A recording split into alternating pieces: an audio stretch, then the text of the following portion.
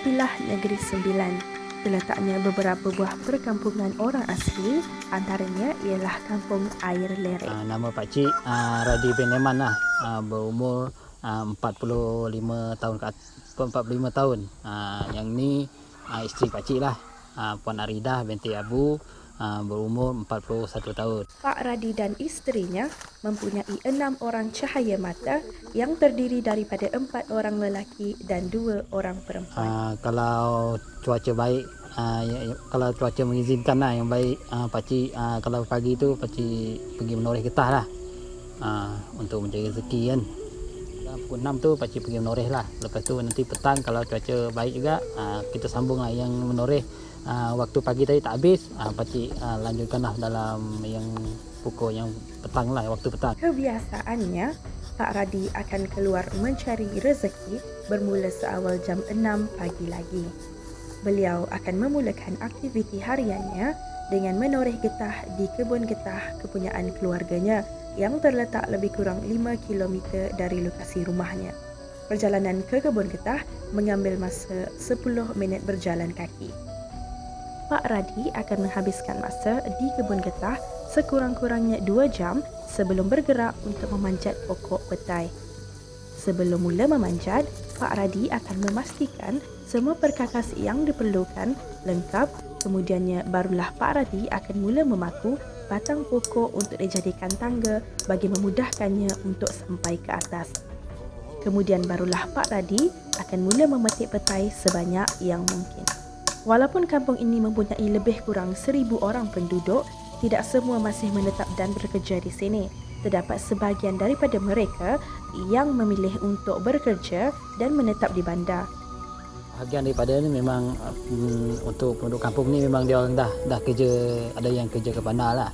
Sebagai contohnya, dia orang dah jadi, ada yang jadi cikgu, yang kerja immigration, jabatan hasil dalam negeri pun memang dah ada dah. Dia kebanyakannya kalau dibandingkan dengan yang dulu lah, tapi sekarang ni dah nampak dia peningkatan masyarakat orang asli tu dah nampak dah. Dia orang tak nak lagi dah kerja yang kampung ni. Sampai bila bermakna dia orang mementingkan lah yang kerja di luar ni. Namun, ada juga di antara mereka yang akan berulang-alik dari sini ke bandar setiap hari atas urusan kerja.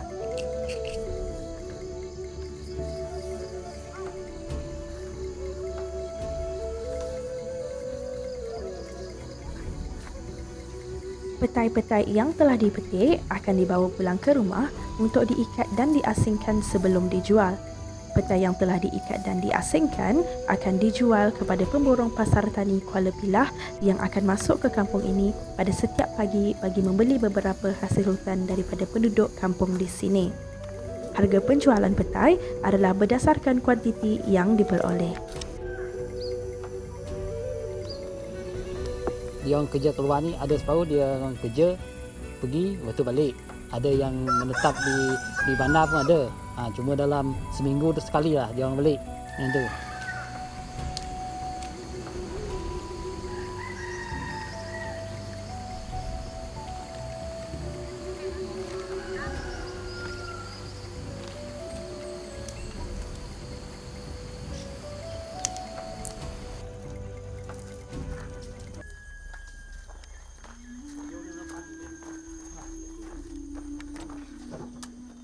Hasil daripada penjualan getah dan petai ini tadi akan keluarga ini gunakan untuk membeli lauk pauk basah seperti udang dan sotong untuk santapan keluarga. Hasil torehan getah pula akan dijual kepada kedai getah dan harganya adalah mengikut timbangan. Tengoklah kalau dah jual getah tu boleh dah sikit udang ke sotong ke macam tu lah. Kalau ada duit lebih tu beli jugalah, kalau tak ada tu tak adalah. Selain memetik petai dan menoreh getah, terdapat sebilangan penduduk di kampung ini yang menjalankan perusahaan sendiri secara kecil-kecilan. Antara perusahaan tersebut termasuklah perusahaan Madu Kelulut. Ini adalah sarang kelulut di mana sarang kelulut ni menjadi salah satu sumber ekonomi penduduk orang asli lah, sebab dekat sini kebanyakan orang asli dia masuk hutan cari sarang kelulut ni. Kemudian kita dapat khusus daripada pihak Jabatan Kemajuan Orang Asli tentang cara-cara kendalikan sarang kelulut ni lah, cara penternakannya. Jadi kat sini saya akan tunjukkan cara bagaimana kita ambil madu daripada kelulut ni lah ya. Madu kelulut adalah berbeza dengan madu lebah biasa. Dari segi rasanya, madu lebah biasa memiliki rasa manis dan beraroma mengikut bunga-bungaan, manakala madu lebah kelulut memiliki rasa manis dan masam di hujungnya. Kita ada sarang kelulut yang dah hampir setahun lah ya. Kita ambil daripada hutan dan kita pelihara di kawasan yang bersesuaian lah ya. Okay.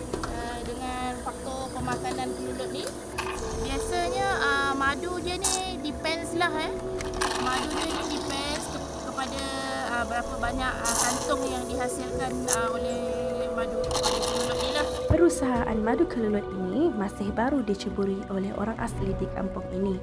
Setakat ini, hanya 2 sahaja perusahaan madu kelulut yang diusahakan dengan aktif di kampung ini.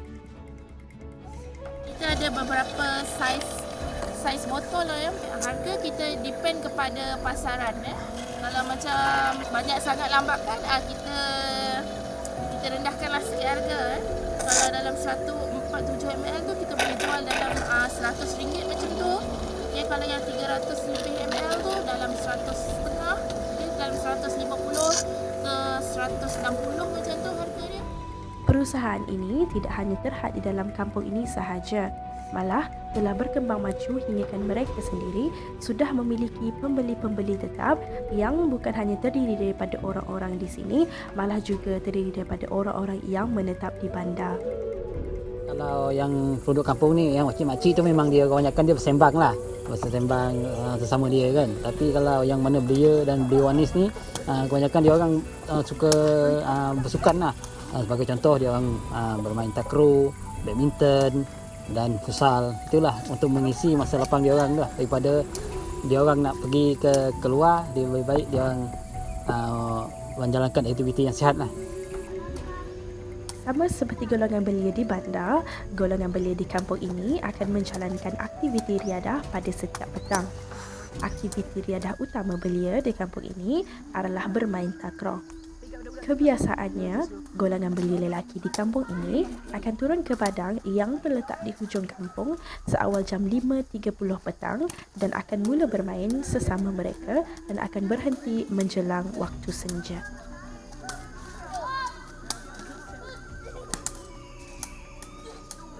Kebanyakannya yang dekat 3 kampung ni ialah suku kaum Temuan lah.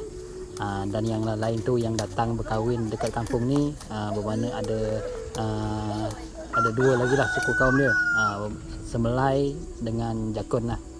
Bukan kebanyakan lah, tapi yang kampung ni sebahagian daripada tu memang ada yang beragama Islam lah.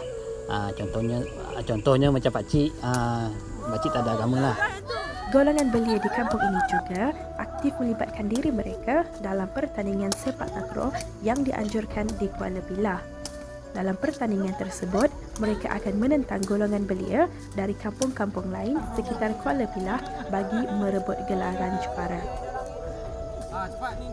Kalau sebut orang asli ni memang dia ada budaya dia tak hilang. Cuma sekarang ni kelangsungan hidup tu lah. Kadang dia orang ada yang dia orang amalkan lagi, kadang tu sebagai contoh sebagai sewang lah. Kadang kampung ni tadi ada separuh dia tengok lah, kalau ada perayaan ke dia orang buat lah. Kalau tak ada perayaan macam ni tu bermakna dia kalau macam perayaan macam kita orang ni lah, bermakna macam pakcik, keluarga pakcik dah ramai Islam, bermakna kita buat yang satu dia. Macam contohnya Hari Raya Puasa, mana dia orang buat perayaan tu gotong royong dekat situ, bermakna pakcik tolong sama, bermakna perayaan tu samalah. Secara tak langsung yang adik-adik yang tadi yang jauh tadi balik kan, kita mengeratkan lagi lah silaturahim tu.